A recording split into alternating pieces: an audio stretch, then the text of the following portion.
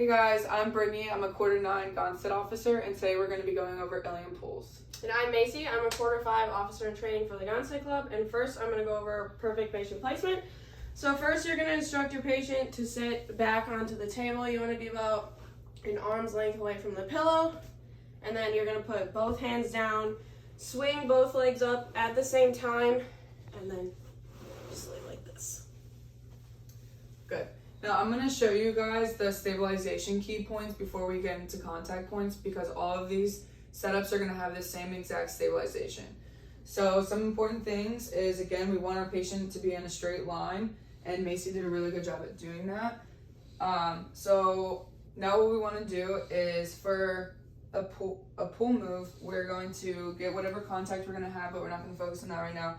We want our foot, our metatarsals, to be right under the bench and kind of angled slightly up the table. We want it to be like our knee to be a couple inches away, because we're going to bend it into the table. Then what we're going to do when we have our contact, we're going to push Macy's shoulder like at an angle but up and into herself to get out that slack. Then we're going to slide our knee up her leg but never losing contact.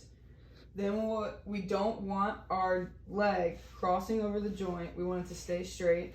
We want our foot nice and relaxed, and we want to stop our knee right behind her greater trochanter, because just like for a push, we are going to be going into the table. We're not going to be pulling her down. So now when we're here, we want to eventually get our episternal notch over our contact by the time we thrust. So in order to do that, we're going to have to bend our knee and come forward.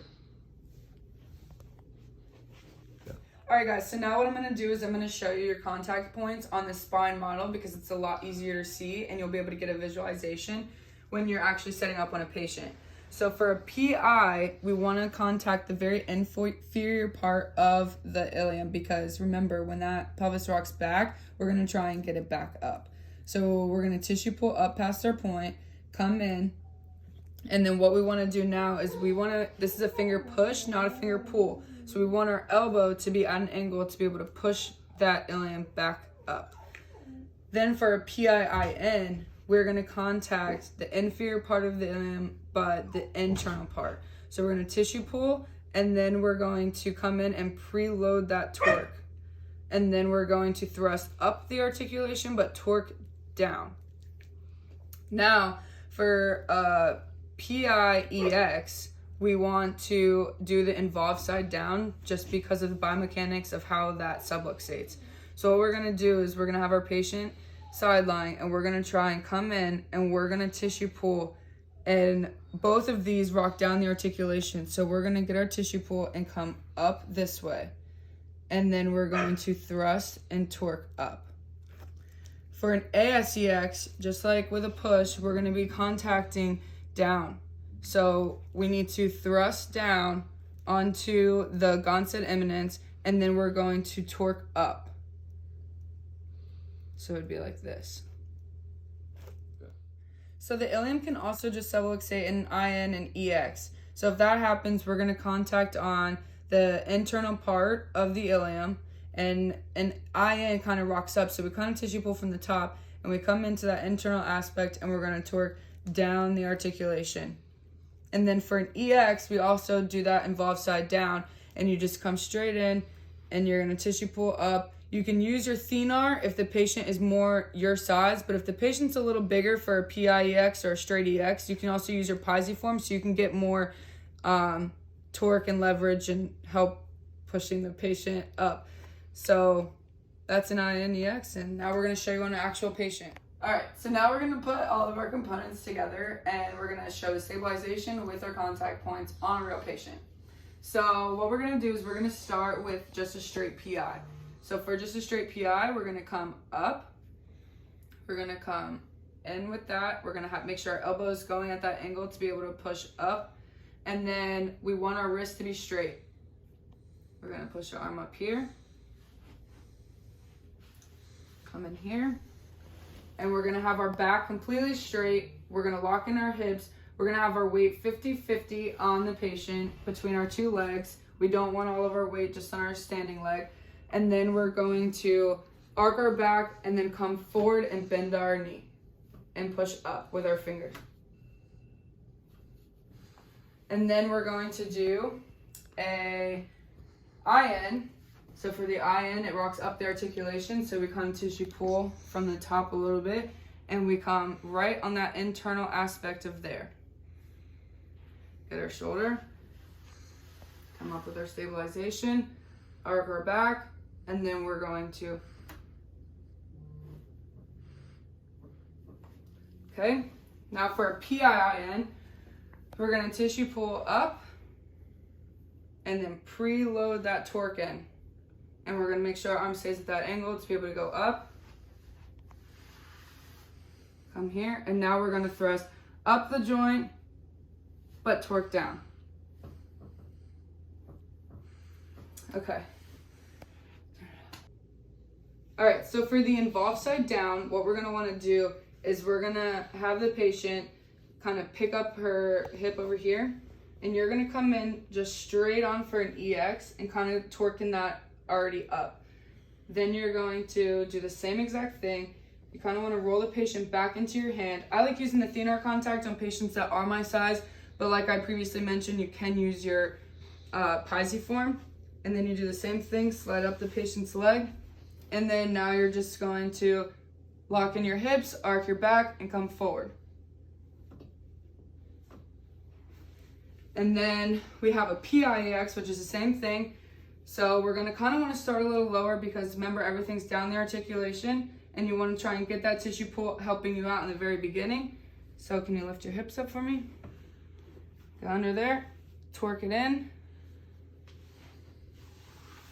And now we're going to thrust up and torque up.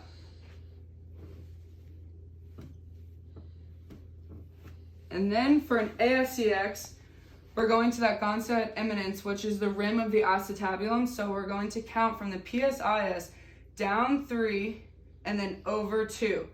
So we need to try and get here, but now everything's rocked up. So we need to start up top and get that tissue pull and pull it down. And on the ASCX, I actually like using my pisiform. So get that pisiform right there on that acetabulum, well, the rim of the acetabulum, come up. And now we got to thrust down, but we are going to be torquing up. So,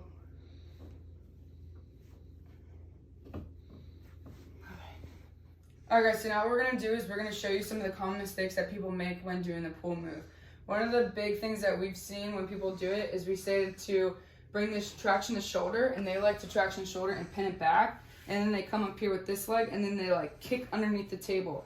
And if you can see right here, we got a lot of torsion going on in her spine. So that's not what we want to do. We also don't want to have her shoulder compressed and do that with her leg and really rotate down. And we don't want to have her shoulder right, but then just straight adduct her leg. So this is what it should look like. And I want you to, again, kind of focus on what it's looking like in here when we do it the right way. So when we do it the right way, it's just going straight into the table. And then also we don't want our body, when we're up here, we don't want our body to get our episternal notch over our contact. We don't want to like go down like this.